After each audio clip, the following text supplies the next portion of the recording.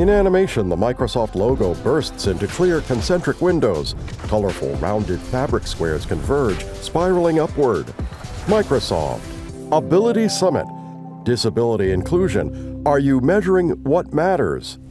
Steve Lippman, Kathy Martinez, Rhiannon Parker, and Angelica Ingelspager. Warm welcome to our panel of experts and those of you joining us for this discussion. My name is Steve Lippman, and I've worked on corporate responsibility topics at Microsoft for 15 years, in the field of corporate responsibility for 25 years. And one of my frustrations is how far that field still has to go in recognizing the ways that accessibility and disability inclusion can unlock value for our organizations, their employees, customers, and shareholders. So I'm really excited about our discussion today that will bring up both new and proven strategies for helping advance that important case. Let me have each of our discussion participants, Rhiannon, Kathy, and then Angelica, introduce themselves briefly, and then we'll jump into our conversation. Rhiannon Parker. Thanks so much for the intro, Steve. Really happy to be here. My name is Rhiannon Parker. I sit as Chief Innovation Officer at the Valuable 500. And really my role is centered on working with our 500 companies and particularly with our iconic companies to bring our iconic solutions to life and really kind of drive system level change. So I'm really excited because I lead the work around inclusive reporting. So this is a really meaningful conversation to be engaged in today. Great. And Kathy? Kathy Martinez. Hi, thank you so much for inviting me to be on this panel. I know that I'm among esteemed colleagues. My name is Kathy Martinez. I have been at Expedia Group for 4 months. Before that, I ran a disability law firm in the US, and before that, I worked for Wells Fargo Bank. I am new to my job. 4 months is still drinking out of the fire hose stage, but lots happening at Expedia. Happy to be here. Great. And Angelica? Angelica Ingelspager. Yeah. Hello, everyone. Really pleased to be here tonight. I'm Angelica Ingelspager. I work at Allianz, global insurance and financial services company, headquartered in Munich. And I'm heading the People Center of Excellence. And one of my key topics is diversity, equity, inclusion.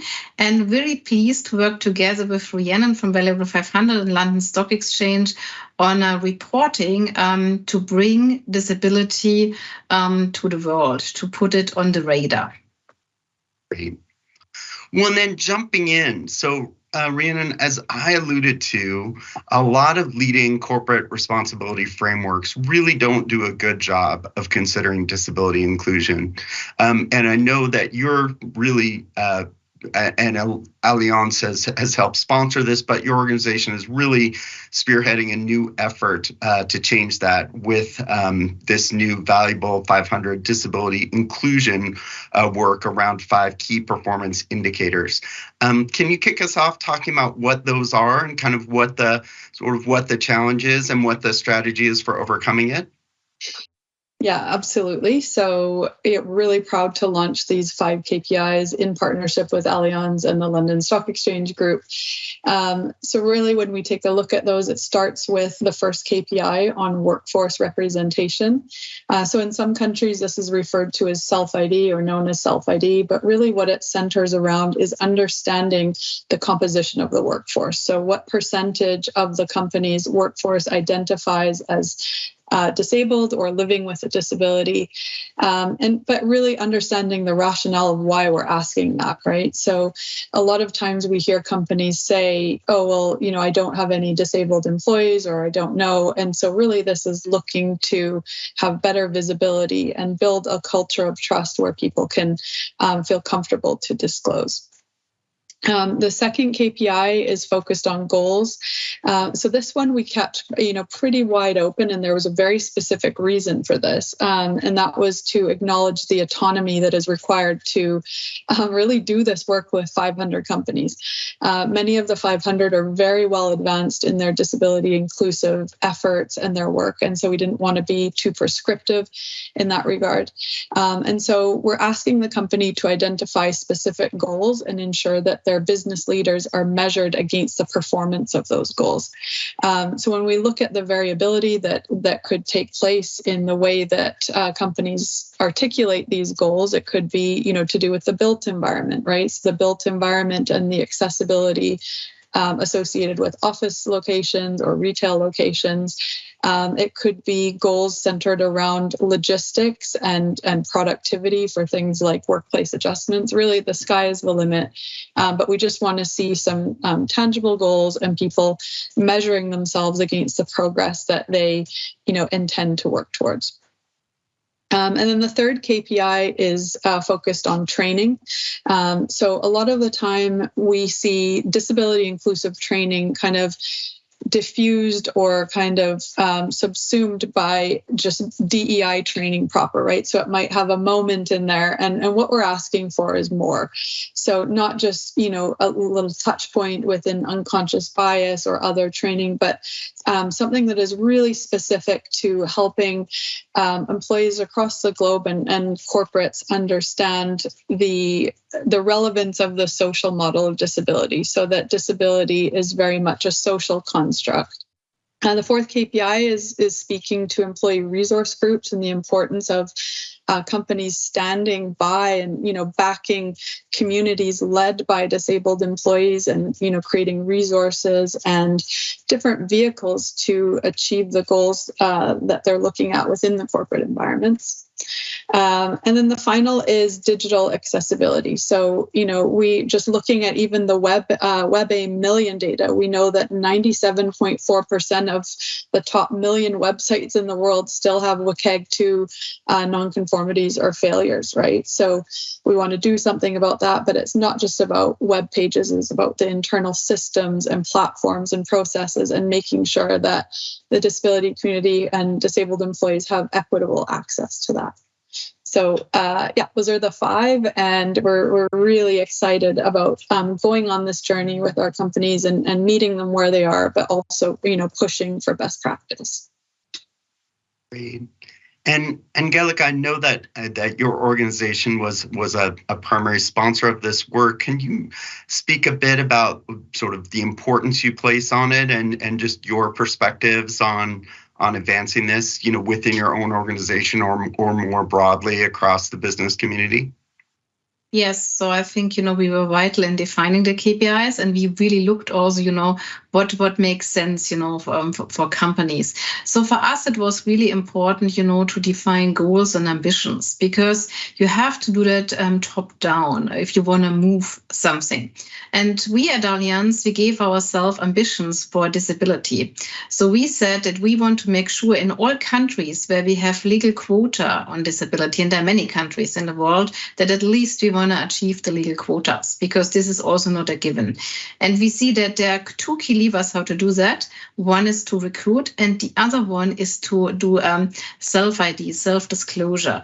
Because what happens normally, you develop your disability during your professional life. I mean, of course, some people, they have it right from the beginning of their life, but most people develop during their professional life. It comes later, and also often, it's not visible. There's a lot of disabilities which are invisible.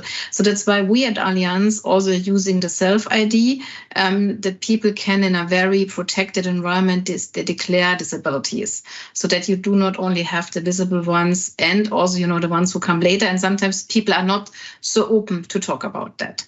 So this is very key for us on the topic of goal. But when I talked about top down, it's also very important for us to have bottom up. And bottom up is the employee resource groups. And we also gave ourselves goals there that, we have a network, it's called Beyond, for people with disabilities, and we want to grow them. So we have them now in the most important markets, but we have really ambitious growth plans in all our countries and entities to have them. Great. And Kathy, during both those remarks, I saw some enthusiastic nodding. I'll just invite you to jump in, from across your range of professional experience, sort of your perspectives about, the value, sort of how to articulate this, the value of all of this work. Well, thank you. Yes, I am a very enthusiastic fan of data and collecting data and managing data and proving, and making data work. So I would like to talk a little bit about Expedia and just say that, my goal as a very new employee is to increase the company's capacity to support our disabled employees and travelers. And we are also working, to make our physical spaces more accessible. We're working to make our digital platform more inclusive. I can talk about that later, but, really designing from the beginning where accessibility is baked in, not bolted on. And I did rip off that expression. I don't know who. They probably ripped it off from somebody else, but we're really now in the process of building our internal capabilities to collect employee disability data to enable to enable our internal analysis. So currently we can capture global employee disability data through our self-ID surveys, and we're actually in the process of our second self-ID survey. The first self-ID survey, indicated that 11% of the population felt that disability should be measured and managed. We are currently in our second self-ID survey where we have the survey out to 15 countries, which is up from 11 countries last year. And we've got the survey out to 15 countries, I think in 9 different languages. And that covers 90%, a little over 90% of the Expedia population. That survey, that data is definitely owned by an external vendor. So I think, for us, it is very important. Obviously, we have a customer side as Allianz does as well. In that regard, we're working with the Valuable 500 and other folks around the world. We will be hosting listening sessions, 3 different listening sessions in the North America, in EMEA, and in our APAC regions in 2023, because we don't know what we don't know. And since I've joined, we've gotten a lot of input about attributes to add to our websites. I think right now we're up to 83, because we know that accessibility for me is a different ball game than accessibility for somebody who's a chair user. So working on a lot. We're at the beginning of our journey, and but we have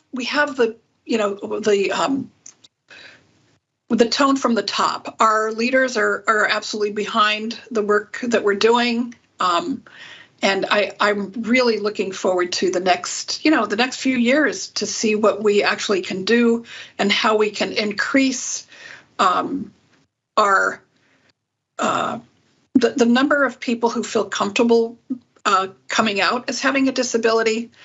We do have, on the culture side, we do have an IBG that is quite active throughout the world, and that has really helped, guide the work before I came on, and continues to do so.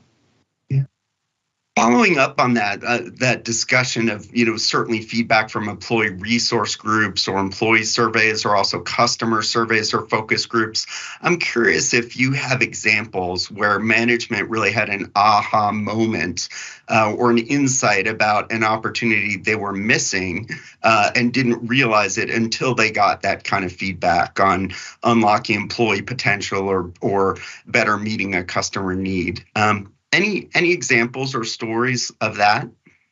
This is Kathy. I can start because I have many, because I'm old and have worked in many different environments. But I think one of the biggest aha moments for managers is to realize that the aging population should be counted in as a market opportunity, and because of the fact that folks acquire disabilities when they're aging, and this is both on the employee side and, in Expedia's case, on the traveler side. Mm-hmm. Yeah, I have one as well. I think, I'm sorry, Kathy, I hope I didn't cut you off there. No, you're good. Okay. I just think, we've seen this time and time again. So when we were at Davos, we had a leader from EY disclose her disability on a public stage, right? So she's at managing director level. And just the response to this has been absolutely phenomenal. This isn't the first time that we've seen this response, but I think these aha moments are coming on behalf of our leaders when they recognize how powerful it is to be honest about either their proximity to disability or their personal lived experience, and what that does to build cultures of trust and really advance the work that is happening, and the hard work going on within the organization. So that was a real feel-good moment of 2023 to kick things off, and just the response across the globe from that. In my job, so what I spend my time at Microsoft doing is really talking with our investors, large and small, about environmental, social, and governance issues. And that's become a bit of a buzzword. And now, at least in the US, it's getting a little bit politicized in terms of ESG. But really, it's just the idea, there's not a controversial idea that a company's business success is founded on so many other inputs or things that the company itself impacts, right? I mean, certainly how it treats its employees, diversity, thinking about its impact on the environment and what it needs from the environment as well. I will say, candid talk, in those discussions, there has been less appreciation of this topic than I really think there should be. And it's, there's a lot of focus in that field on this idea of materiality, right? Focusing on what's really important to the business and society to be successful. And this is just such a clear case of an important business issue. And, Microsoft itself, I think, it's a source of competitive advantage where our products are more accessible. And again, frankly, if or when we screw something up, someone can't do their job that day at a bank or an insurance company or anywhere else. So it's just an incredible responsibility, and an incredible opportunity. What's your experience with that? Just whether it's the investor community or sort of the broader business community, what is the answer seems quite obvious. What do you think the challenge is to kind of the business community or investors really appreciating sort of the money that's on the table here, or being left on the table? And again, how can some of these metrics, these new KPIs, help really chip away at that challenge? Mm-hmm. So I think it's an important topic you mentioned, it's the impact of diversity, equity, and inclusion on the business. And what we see, we have a very diverse customer base. So it's absolutely logic that we have to reflect that in our employee base. And often when we talk about DEI, we talk about gender, number one, number two, ethnicity, nationality, maybe LGBTQ plus, generations, and then disability. Yeah? And you really have to look at it holistically, because there is also you're always part of 3 DEI dimensions, at least gender, generation, and nationality. And then normally if there's something else like disability, then I think there is a risk that it's not inclusive. And if it's not inclusive, we see this very clearly in our employee survey. If it's less diverse and not inclusive, then this has an impact directly on the employee engagement. So entities in our company who are high on diversity, equity, inclusion on all dimensions, including in disability, they score higher on the engagement. So it has an impact, and that's why this is really key. And then you can do the formula. Higher engagement means higher customer satisfaction. So it's quite clear that you have to reflect what you have in a normal population in your employee workforce representation. This is Kathy. I think you also have to take into account how culture impacts disability and vice versa. So, there's still a lot of shame everywhere in the world regarding disability. But what I have found in my various jobs, that the more people come out, as having a disability. So, it's like success begets success in a way. And if the culture continues to evolve and really weaves disability into its diversity agenda and not treat it as a, quote, special population or a special, I used to say when I was working at the Department of Labor, we've got to take disability off the special shelf. And I absolutely believe that. It has to be woven in to what the standard operating practices of how companies how they work with their employees, how they guide their employees, how we, it has to be an attribute that is absolutely part of the conversation at all levels. Mm-hmm. Yeah, I think I would echo a lot of those sentiments as well. Actually, the construct of materiality is central to the white paper and, our discussion there. So I love when you look at the ESG ecosystems, you look at ESG rankings, you look at ESG frameworks, GRI, these types of things, and even the criteria that factor into index rankings. We see this concept of materiality both from the perspective of things that apply to all industries. So, what is material to any business, no matter what it is, but, also what is the industry specificity of material topics, right? So if we look at, let's just talk with Kathy here, we've got travel and tourism. So when we're saying that disability inclusion is a material topic, we're saying that it is a significant factor affecting the sustainability of the business, i.e. its ability to survive long term, and also the sustainable, approach in regard to things like the UN SDGs. These are absolutely topics that matter and that have a significant impact on the business. So, in the airline industry, if you're consistently damaging people's wheelchairs, if your websites are just completely inaccessible to 20% of the population, that's something that has a massive impact on your business, right?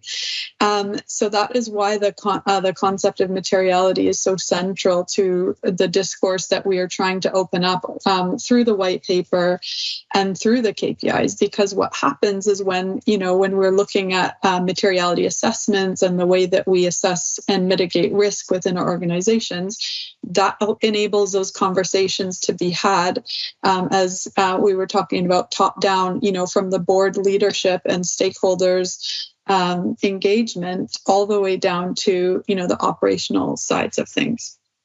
So I think I'm going to say something a little bit contentious here. I think the DEI movement has been such a critical piece of where we're at today. But I think in relation to disability inclusion, we also need to be very careful that we're not, again, just kind of segmenting disability inclusion and making that a DEI construct. We're very much in favor of disability inclusion being seen as something that is salient and material to the way that we engineer and develop IT. It's a logistics issue in the way that we efficiently provide workplace adjustments. It's performance-based. What leader doesn't want to see their people as productive or as performant as possible? So I think we just need to be careful not to, keep it in viewed as a DEI construct, essentially is what I'm saying. I think I may add to that. Oh, go ahead. What you said, Rhiannon, you're exactly right. I mean, it needs to be integrated, in the business, in the product development, but also, in any kind of IT system. Yeah, this is really key. So it should not be an HR or DEI construct. I totally agree. And this is really, really key for us. but the reason for us is really saying, look, I mean, you have to serve the client, and you can only serve the client if you have served your employees first. So you have to make sure that everything they can do, that it's accessible. Let it be, office buildings, because this is also a challenge in Europe. I think this is easy to do, but if you go to Asia, it's not so easy to do in the office building. Even the infrastructure around is sometimes not there. And then you have IT, and you have to make sure, whatever it is, that it's accessible. And this is a huge topic for companies to do. Mm-hmm. I agree. I guess at Expedia, we're at the beginning of our journey, but we are, I'm including physical and digital access in our DEI construct. So I completely agree that we can't just measure, the business value through DEI. I completely agree. Mm-hmm. Well, and building on some of that real talk, what is a well-intentioned but inexperienced person like myself likely to screw up? So if I changed jobs and went to another company and had a mandate to work on just a broad suite of corporate responsibility topics, including disability inclusion, with my own shallow background in this field, and our accessibility team here at Microsoft is incredible resource and really deep on it, and there's professionals across the organization, but that's not me. So I get this new job. I have been part of this discussion, and I think this is absolutely important, and I'm gonna move forward with these 5 KPIs and a broader strategy. If I'm not careful, what am I going to do wrong? So this is Kathy. I would say that the first thing that I've seen happen in companies is if you move into a job where you're trying to,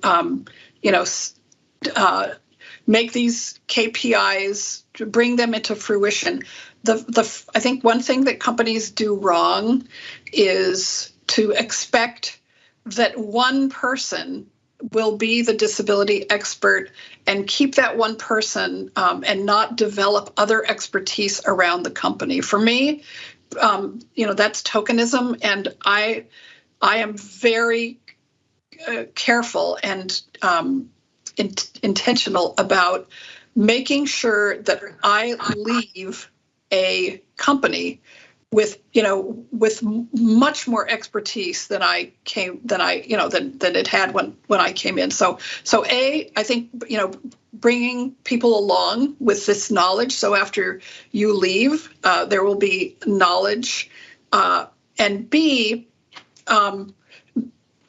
making sure that it gets woven into the physical, digital, and cultural aspects of the company, so that it is not again on its own island. Mm-hmm. If I may add to that, I think it's really key, because a lot of leaders don't feel very comfortable, how to deal with someone with disability. I think the easiest one is still, if someone is in a wheelchair, then you have to make sure, they get to the office. But if it's, for example, something like mental, it gets much more complicated. So what is really important is, to train the leaders. And we also see that there are cultural differences. Yeah, there are cultures where you're more open about mental topics than in others. This is absolutely normal, there you're not so open, and you have to respect that, especially if you're a global company. So it's not the same everywhere. There are local differences, and make sure that your managers are trained so that they feel much more comfortable and do not try to avoid. Mm-hmm. Yeah, and just one final thought to that. I think something that can go wrong is making an assumption on the organizational maturity, kind of the baseline organizational maturity that exists there, right? So if you're coming into an organization where the vast majority of people are actually still uncomfortable with the word disability, or whether it's okay to say that, what's going to happen is you have well-intentioned people that are just too afraid, whether it's because of cancel culture or it's afraid, people are afraid of offending others. It's just too big of an ask. So it's really important to meet your teams where they are and really, take some time to reflect, okay, what degree of maturity are we dealing with here? And focus on the fact that engaging the majority is the hardest work because people are caring. I really believe that people start with a baseline of good intentions and care, but oftentimes they're terrified. And so, starting somewhere as opposed in this whole thing of like progress over perfection is something that seems really central to the work that we're doing. So just, getting people to start somewhere instead of going out guns blazing and, doing it all might not be the right approach in that given environment, right?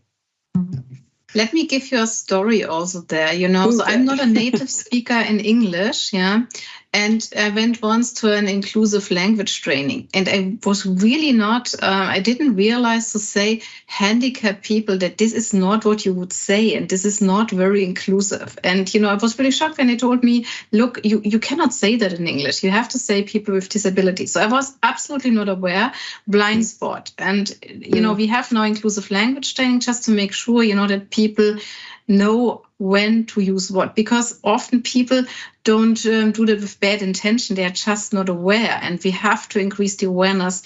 And that's why our employee resource groups are also so important, because they know the local conditions, they know the culture, and they can also help managers how to feel more comfortable with everything. Mm-hmm. And you've touched on something, sorry, I'm just going to go on a little tangent here.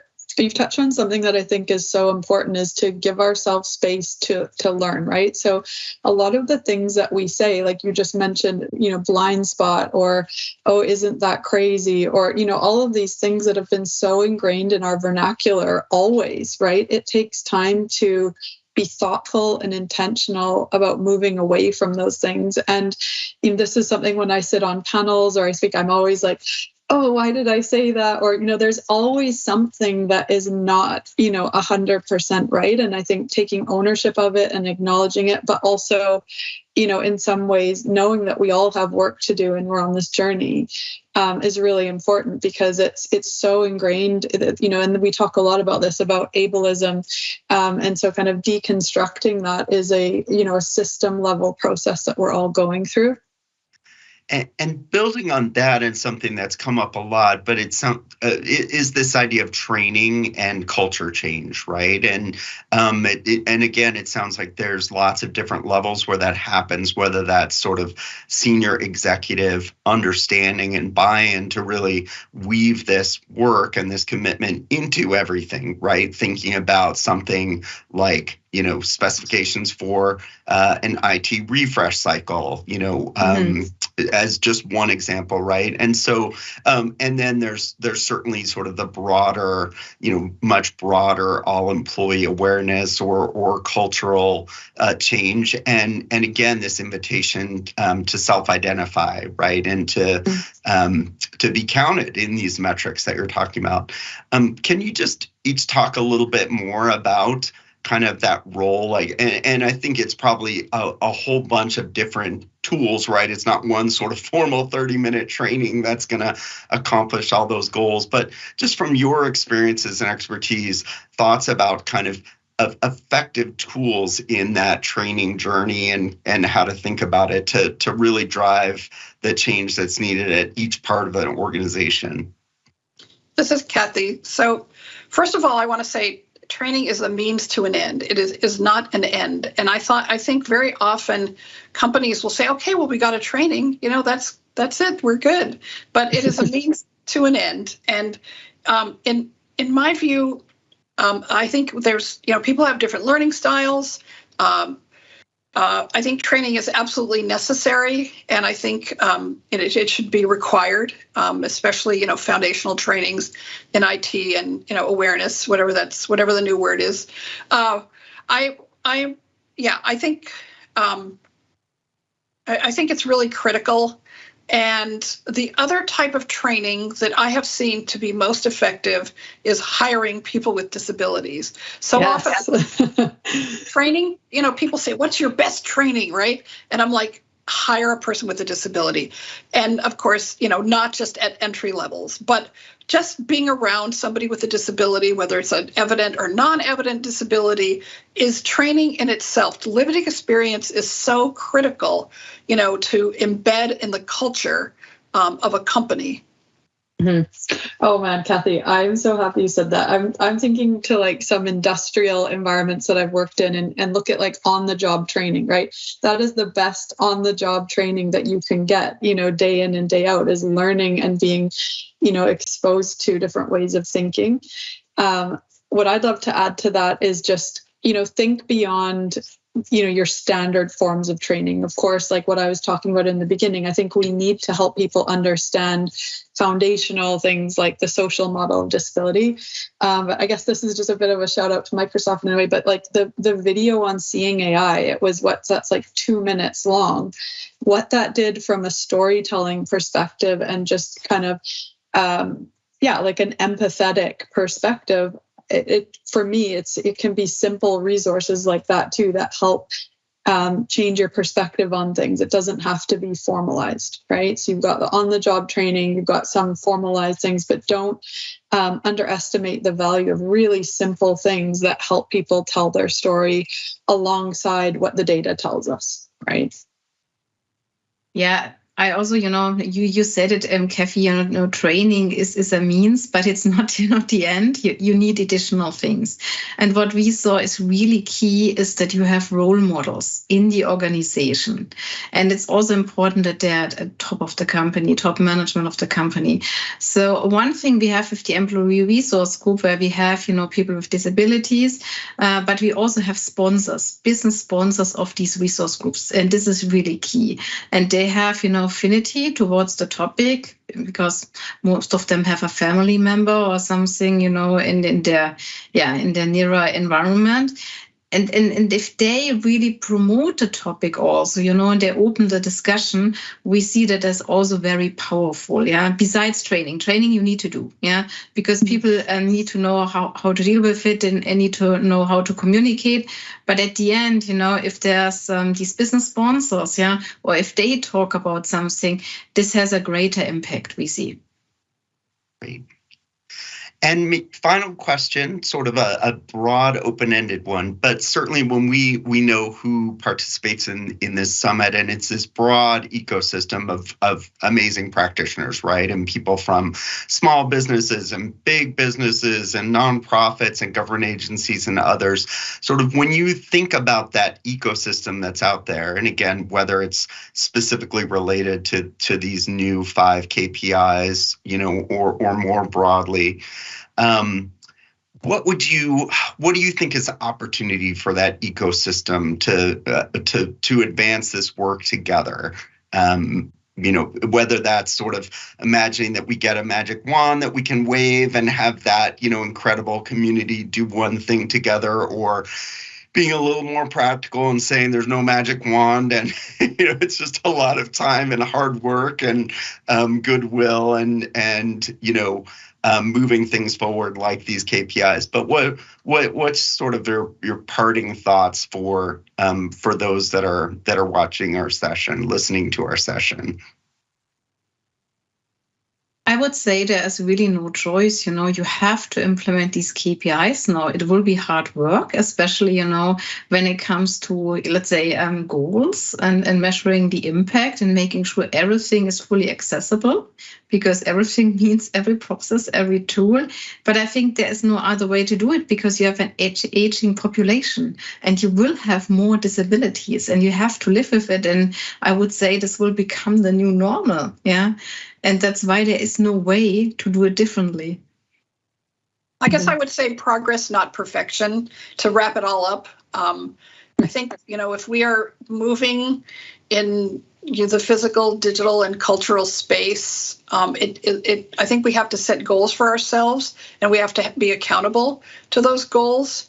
But that's what I would say, progress. It's about just moving the needle as best that we can. Mm-hmm.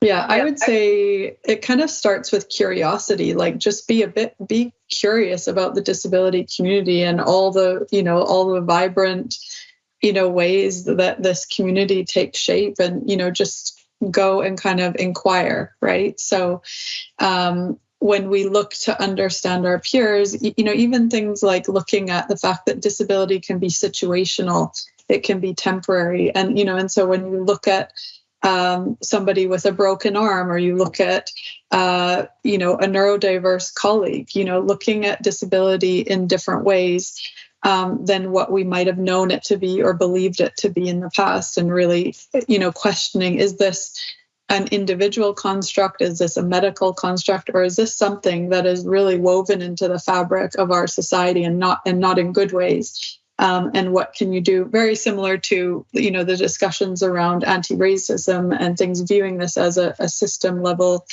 issue that needs to be addressed, and what you can do as an individual to, kind of promote positive change. So whether that's intentionally hiring in a different way, changing the way that you're recruiting, or the way that you're talking about roles, or, the sky's the limit. But I really believe that starts with an inherent curiosity to know what this is all about, and why people like us are here, shouting from the rooftops about it, right? And thank you for making this recording accessible. I mean, one thing I think that's really important is that, it's great to be at Microsoft in person. I've experienced, some of the Ability Summit energy, but also I think recording these panels makes them more accessible to folks everywhere. Mm-hmm. Hear, hear. Well, I want to thank you all so much for your time, for a great conversation, for sharing your insights, for the work that you're doing around the world. I want to thank everyone that we is out there who's listening and having their own thoughts sparked and maybe catalyzed to do something new or different, or double down on the same great work they're doing. So thanks to everyone for this time together. Really, really appreciate it. Likewise, thanks for having us. Thank you very much for inviting us. Panelists smile. Microsoft. Thank you for participating. There's more to experience. Explore other content experiences in the top navigation bar. In animation, an L-shaped curve of rounded fabric squares undulates softly.